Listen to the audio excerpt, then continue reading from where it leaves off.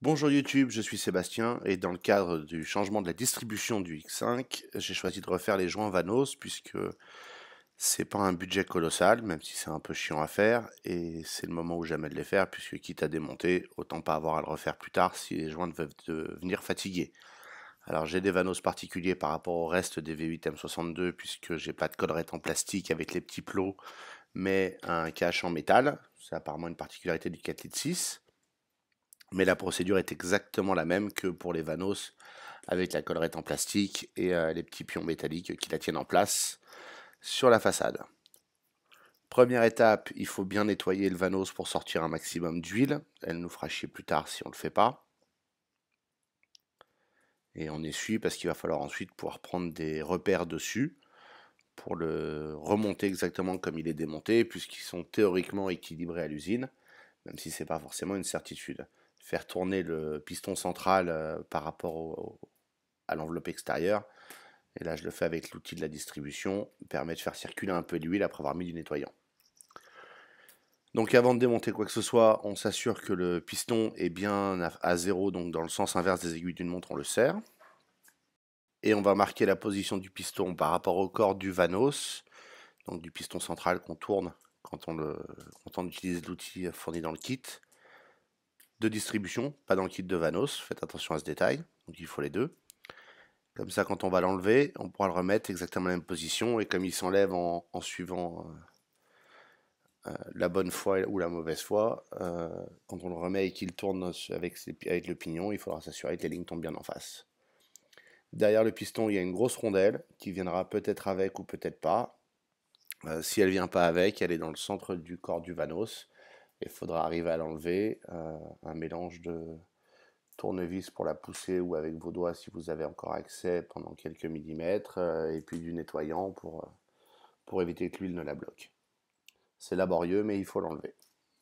Si vous avez de la chance, la rondelle sera venue avec le piston que vous avez sorti précédemment. Mais sur les deux Vanos que j'ai fait, c'est arrivé dans aucun des deux cas.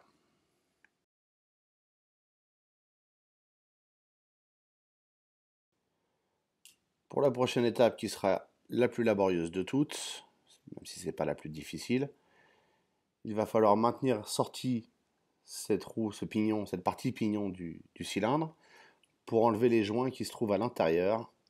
Pas très facile de les montrer sur la caméra en l'état. Il y a de bonnes photos sur le site de Beysan qui ont sacrifié un Vanos en sortant complètement le piston central.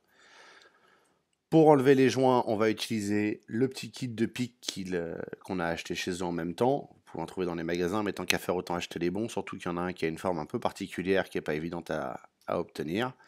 Et vous allez faire levier par en dessous, en arrivant à piquer en dessous du joint et le sortir en tirant. C'est pas forcément évident. L'espace est un peu réduit et le piston n'arrête pas de vouloir redescendre. Vous pouvez fonctionner avec le piston à moitié sorti, mais pour sortir le joint torique, il le faudra lever. Le joint racler, qui est le premier que vous allez sortir, est plus facile, puisqu'il se plie et qu'il est plutôt fin.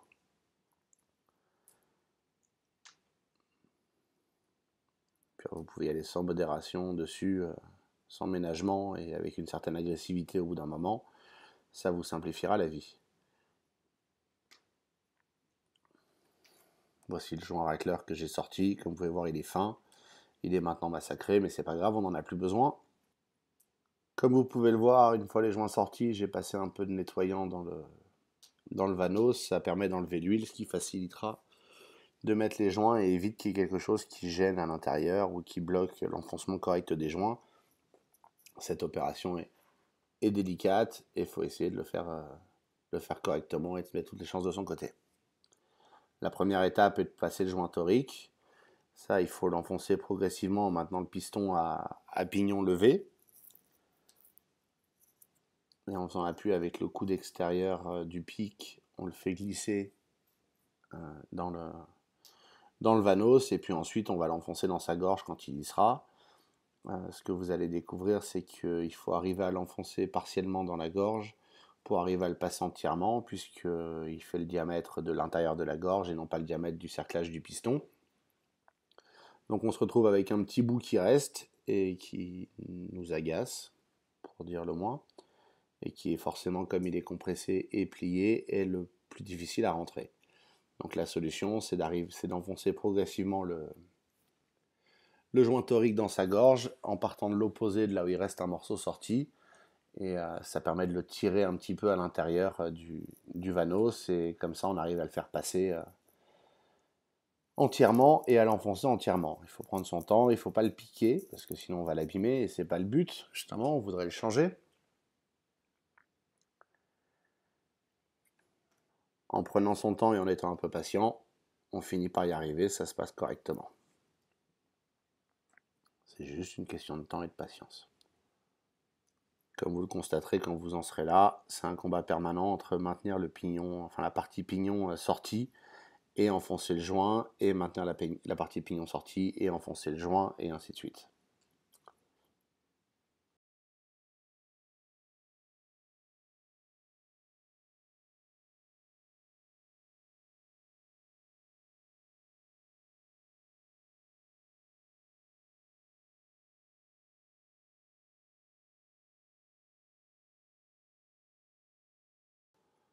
Une fois que vous penserez l'avoir correctement rentré, utilisez une lampe puissante ou le flash de l'iPhone pour vous assurer qu'il est parfaitement dans sa gorge et qu'il n'en dépasse nulle part. C'est ce qui vous permettra ensuite de mettre le joint racleur téflon fin par-dessus, puisqu'il vient entre le joint torique et l'extérieur du piston. Et c'est lui qui va être le plus laborieux à mettre en place correctement, parce qu'il faut faire attention à ne pas trop le plier et à ne pas l'abîmer.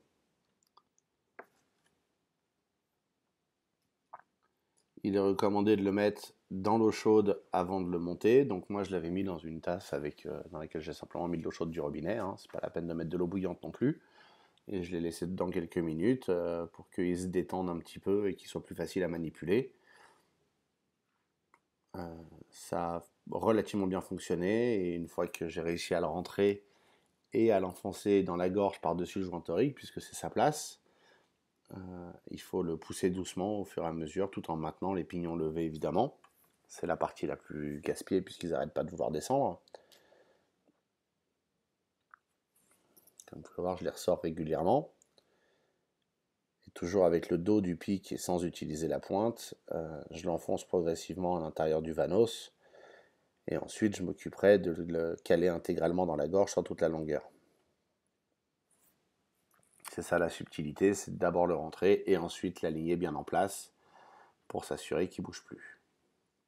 Si jamais vous deviez faire une fausse manœuvre et que vous l'abîmiez, vous le pliez et que le pli reste visible, vous pouvez le ressortir entièrement. Alors, il vaut mieux pas l'avoir rentré entièrement, sinon il vaut mieux en avoir un autre. C'est pour ça que quand on achète le kit, il propose d'en acheter un de plus, ce que j'ai fait, donc j'en ai maintenant un d'avance, puisque j'ai réussi à pas me rater sur l'opération.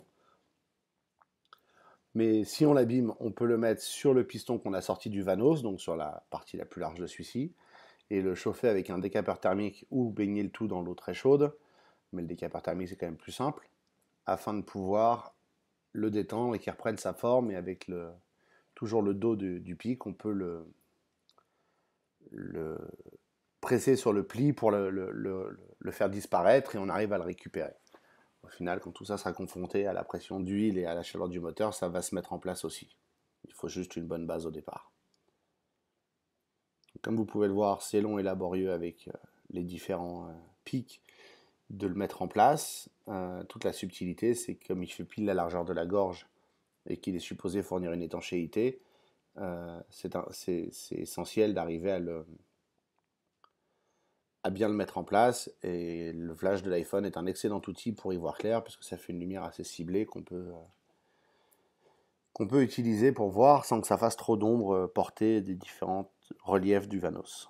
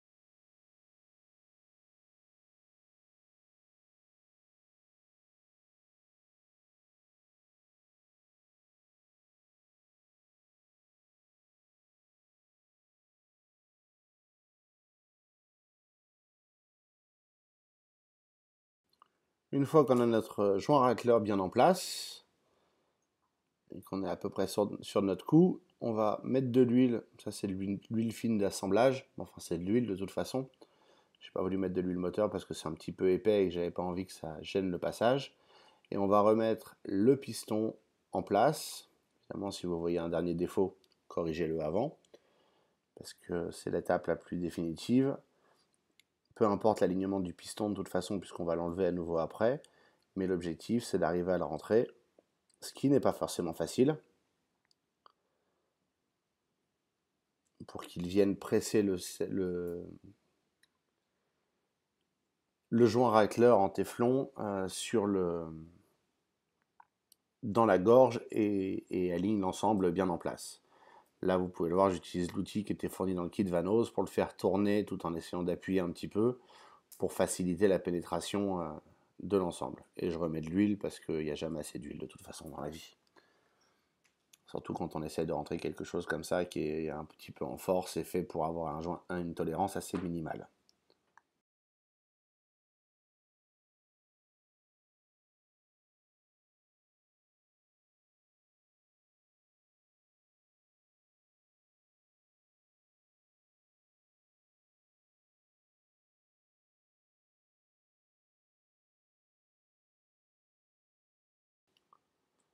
Si vous avez l'impression de trop forcer, le ressortir pour vérifier que vous n'avez pas abîmé le joint racleur est une bonne approche. Parce que si on s'aperçoit qu'il s'est mis légèrement de travers, c'est pas la peine de le massacrer, il vaut mieux le remettre en place. C'est ce que vous m'avez vu faire. Et là, je vais utiliser la méthode très délicate de serrer aussi fort que je peux pour essayer de le faire rentrer.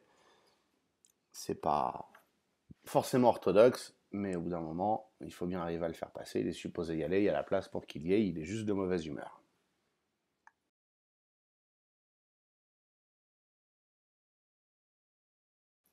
Évidemment, avec l'huile qu'on a mise pour lubrifier le processus, on en a plein les mains. Donc je vous recommande d'avoir une solution pour vous essuyer les mains et pas être et pas foutre de l'huile partout. Ce serait quand même dommage.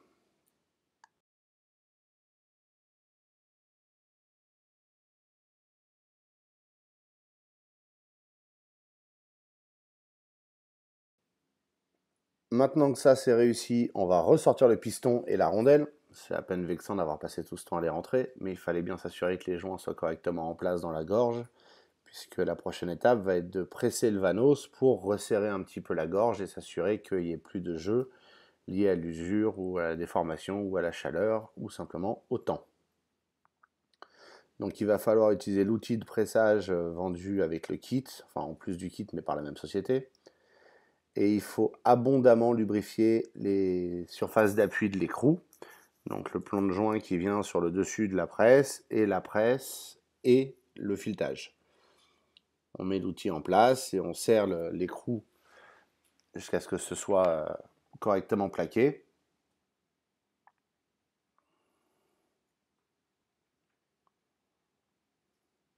On le serre dans l'étau. Comme vous allez voir, c'est pas forcément suffisant. Et on prend des repères sur la position relative de chaque élément, incluant l'écrou. Et là, faites-le jusque sur le dessus de l'écrou, puisque sinon, vous allez avoir un problème. Le grand piège, c'est ça, c'est qu'on serre à 125 Nm d'abord avec la clé dynamométrique, ça c'est facile. Et ensuite, il faut serrer un tour de plus. Donc quand on a fini avec la clé dynamométrique, on remarque la position pour savoir quand on a fait un tour. Faites-le sur la tranche du plat de l'écrou et puis sur le dessus et sur le plateau. Et ensuite, vous allez serrer, comme vous pouvez le voir, j'utilise deux barres d'acier de 2 mètres calées dans l'étau afin de l'empêcher de tourner et de le serrer en même temps. Et pour desserrer, c'est pareil dans l'autre sens. C'est pas facile. Vous pouvez voir tous les établis bouger. C'est pas un établi fixé, c'est une planche sur des tréteaux, mais quand même, le serrage est assez copieux dans cette histoire. Et l'opération sera difficile. Donc si vous n'avez pas 2 mètres de barre, ne l'envisagez même pas. Avec les dynamométriques, même la mienne, ça passe pas. Et pourtant, elle est supposée faire 1850 Nm de couple. Mais les forces sont trop importantes. Avoir lubrifié est essentiel avec une bonne graisse. Mais il faut aussi du levier et du courage. Et là, vous pouvez voir utiliser l'écrou pour enlever le morceau du bas, puisqu'il reste en place à cause de la presse. Toute l'opération est laborieuse, le serrage à la fin est le vrai problème. Si vous n'avez pas envisagé une solution pour cette presse, c'est pas la peine de faire les joints, vous perdez votre temps. Et quand on a fini, on remet le piston en place avec de l'huile d'assemblage toujours, parce qu'il va falloir l'enfoncer à nouveau dedans. Avec la rondelle aussi qu'il ne faut pas oublier. Et il a la douce intention de ne pas être plus coopératif que la fois précédente. Avec la subtilité supplémentaire que cette fois-ci, quand on l'enfonce, il faut faire en sorte que la marque qu'on a faite au tout début de la vidéo sur le piston et sur le corps du Vanos vienne à nouveau s'aligner une fois que celui-ci est emboîté et tourné à zéro avec l'outil du kit. Parce que c'est ça tout le piège du système, c'est qu'il faut le remettre au même endroit, puisque la théorie en tout cas, c'est que ces composants sont équilibrés pour être ensemble, dans cette position. Quand on en a enfin fini, il suffit d'essuyer un petit peu, parce que ça sert à rien de promener de la graisse dans le sac. Je le remets avec le reste des pièces de ce Vanos et la roue dentée qui va dessus plus tard. Et on va pouvoir revenir à la distribution et donc au remontage du X5. Ça, c'est pour le reste des vidéos que vous avez déjà vues. Là, c'est juste un petit bonus, puisque cette opération est quand même facultative. Et si vous l'avez faite, pensez à nettoyer les outils de presse du kit, parce qu'on ne sait jamais, si vous avez un ami qui a une série 5, ou une série 7, ou une série 8, ou un X5, ça peut toujours servir, même un Range Rover. Et donc voilà comment refaire les Vanos.